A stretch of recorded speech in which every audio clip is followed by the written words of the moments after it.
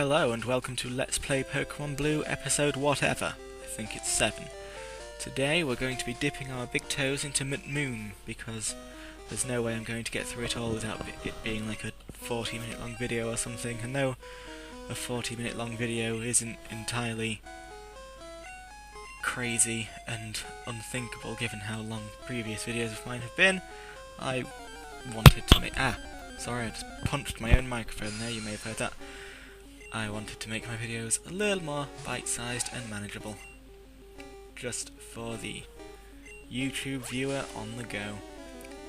So, first things first, for Moon, I have to capture its indigenous life forms. That includes Zubat, Paras, Geodude, and Clefairy.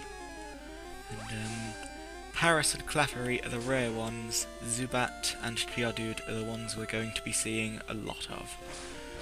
So I'm just trying to capture a Zubat now. One thing you may have noticed is that Leech Life appears to be super effective against poison types. Is Bug effective against poison currently? I don't think it is. This must just be a crazy Gen 1 thing.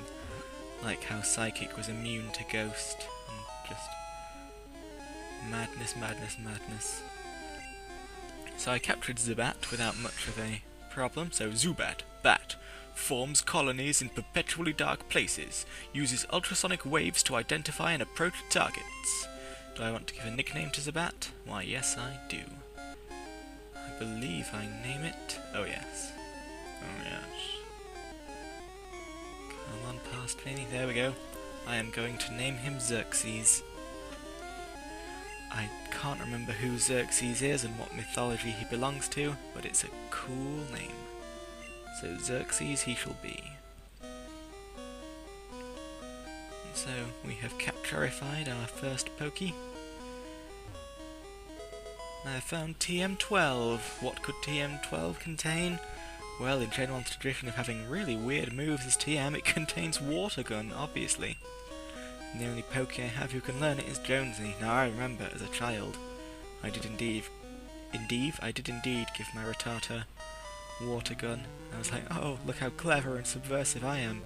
I have a Rattata with Water Gun, but I think I'll just prefer the money that TM will bring in to fund Pokeballs and potions and pots and pans and pieces of pie. All of that jazz. Okay, I just fast forwarded there out of impatience and we find a Geodude. So I send Missy out, then realise this is going to be the slowest thing in the history of the universe. So I'm going to send out the second slowest thing in the history of the universe, which is of course Leech Seeding a Pokémon to within acceptable bounds of death. I don't know why I didn't just tackle it. I was only going to do a tiny bit of damage with each tackle. It could have just sped this up. But no, I decided that growling was the way to go. And I'm fast forwarding this for your mercy. So there we go, he's being leeched. Soon he will be weak and I will throw my ball at him. And he will yield, he will submit. Yes he will, that little shit. La la la la la la la la la la. And here I go. Getting ready to capture more Kabakadoobadoo. The Geodude. So, shake, shake, shbloo. Alright, Geodude was caught.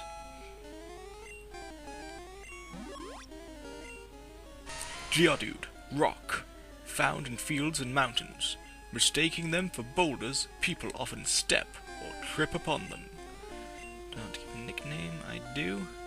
I really, really do. Nancy, I remember, that's what I call him.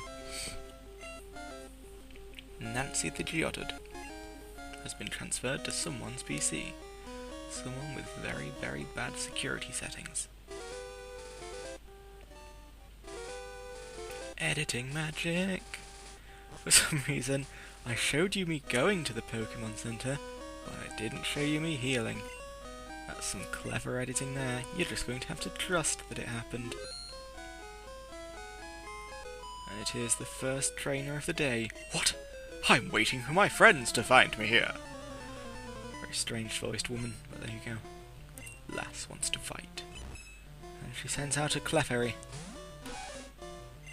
Clefairy, one of the few Gen 1 Pokemon that actually looks like how it's supposed to. And so in I go with the scratch. I must question how she was able to capture a Clefairy with apparently no other Pokemon. These things are rare, they come from space. They come from the moon.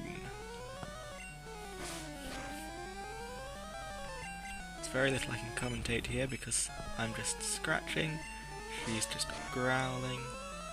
It's a very exciting battle. I'm tempted to just stick more music on, but that would be the easy way out. So let's discuss this. This thing. This changes everything. Because now I'm asleep, and I can do even less. At this point, I'm wondering if the Clefairy has any attacks whatsoever. No wonder Missy fell asleep. This is the most boring battle that's ever happened.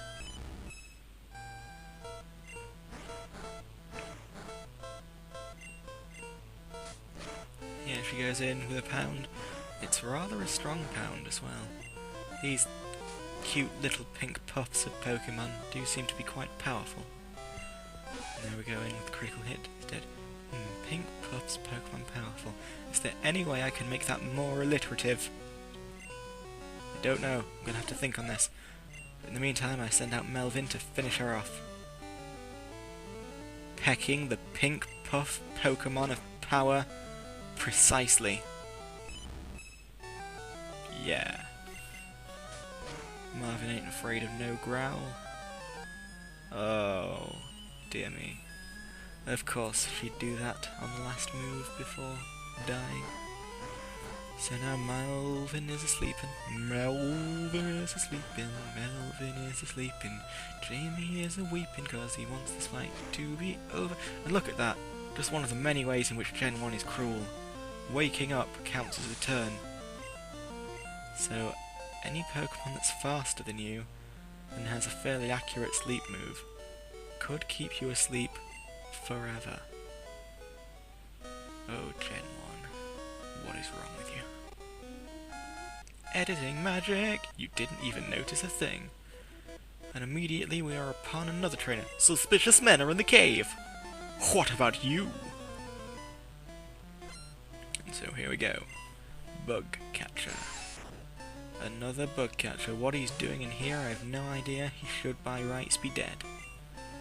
And I do believe that, again, for your mercy, I'm going to skip through most of this battle. Here we go. Because it's a Weedle, it does stuff. And of course I'm going to skip through this as well, because it's a Kakuna. It doesn't even do stuff, it just does nothing. How he's managed to survive this far with just a Weedle and a Kakuna, I have no idea. He could have two Beetles, which would have been fairly nice, but these trainers don't know what they're doing.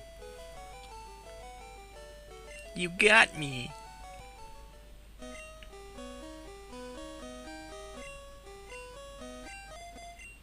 And here we go. Ready to oh, it's a Paras! Sorry. Paras is quite rare in Gen 1. I don't know what he's like in Pokemon Yellow, but certainly in Fire Red and Leaf Green, in these sort of basement areas of Moon, you have a 100% chance of finding him. Someone started sawing something in the garden again, you can probably hear that. I have no idea what they're doing, they've been doing it for years now. They're obviously not achieving what they wanted to. But anyway, yes, this Paras. Could capture him 100% of the time in the basement in Fire Red and Leaf Green, but here I think it's just a straight 10% across the board. So, I captured him. Paras, mushroom. Burrows to suck tree roots.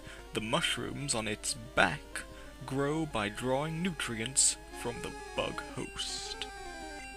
Do I want to nickname my Paras? I do. I really, really do. I want to name him, want to name him Ferdinand. Ferdinand the Paras. I do not have a singing voice. do not have any sort of voice whatsoever, in fact. Here he goes again, in the garden, sawing whatever it is he's doing. Stupid son of a... Okay, potion. I found a potion, because they're still irrelevant. Whee! Wee! Wee! Woohoo! Oh, I think I'm going to get to... Yeah, you get to see me heal this time. Because my editing is as random and sporadic as whenever that guy does drilling in the back garden or sawing, whatever it is. It's very difficult to concentrate when that's going on. So now I am exploring McMoon, and I come to a decision. Do I go down the hole, or do I explore up?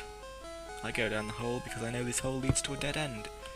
But a dead end with nice things. I'm going to save it because we all know who's standing just above us. It is a rocket, but we shall ignore him for now.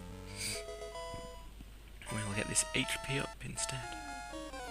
HP up, of course, increases your HP IV by 10, which is equivalent to about 4 HP at level 100.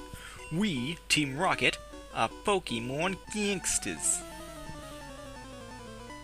Here he is, the sinister-looking, creepy whip guy with 2 fingers on one hand, sending out a Sandshrew. But I've got Paul.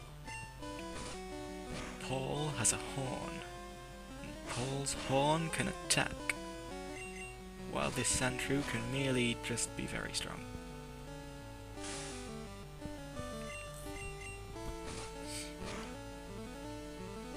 But nothing is stronger than a horn. Except maybe a scratch. So I conclude that Paul has to get out of here. Be replaced with Bobbins. Bobbins. Can't remember when he does learn Vine Whip, but if he had Vine Whip now, this Sandshrew would be doomed. But I don't have Vine Whip now. I do have Leech Seed though. But Sandshrew avoided the attack. Now he used Sand Attack, which means I'm just not going to be able to get a word in edgewise anyway. There we go. There we go. He was seated. Ow. And now surely I am going to win.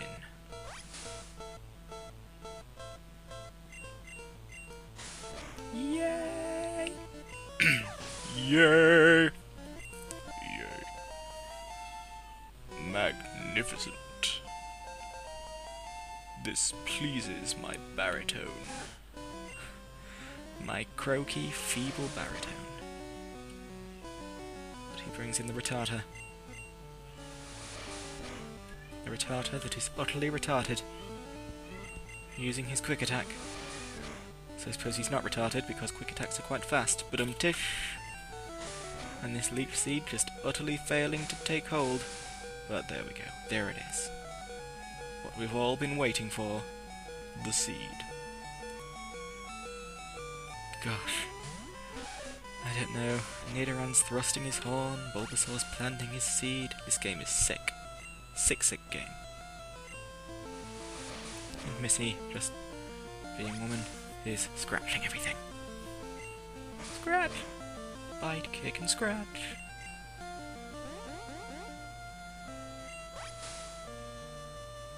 And use your hair as a sort of whip. So surely Missy can defeat this weakened Rattata. Suppose not, another quick attack and she's dead. But can she do it? Can she? No, of course not. Missy can't do anything. Because she's a woman. Oh! I'm gonna get in so much trouble for that. Might even have to edit that out because that's just playing a dangerous game. Of course, Forensic comes in to finishing. I shouldn't even try to talk for such length of time. Ah, here it is, the Supersonic. We all remember Supersonic. to the light. It's a supersonic flight, gotta keep it going. Now, if I'm clever, you would have heard a sound bite there that was kind of relevant to supersonic, but if I'm not clever, you just heard a big, long, awkward silence. I feel the latter is more likely. Anyway, Forensic's confused no more, and he can go in for the gust. Go in for the win. He's going in for the kill, he's doing it for a thrill. He's hoping he'll understand, and not let go of his hand. Under the Zubat is dead. Under the Rocket Grunt is shamed, and Forensic learns Quick Attack, which will hereby replace Gust in every situation ever. I blew it! You sure did blow it. And now it's time for this video to be over, because there is much to do. So see you later, viewer.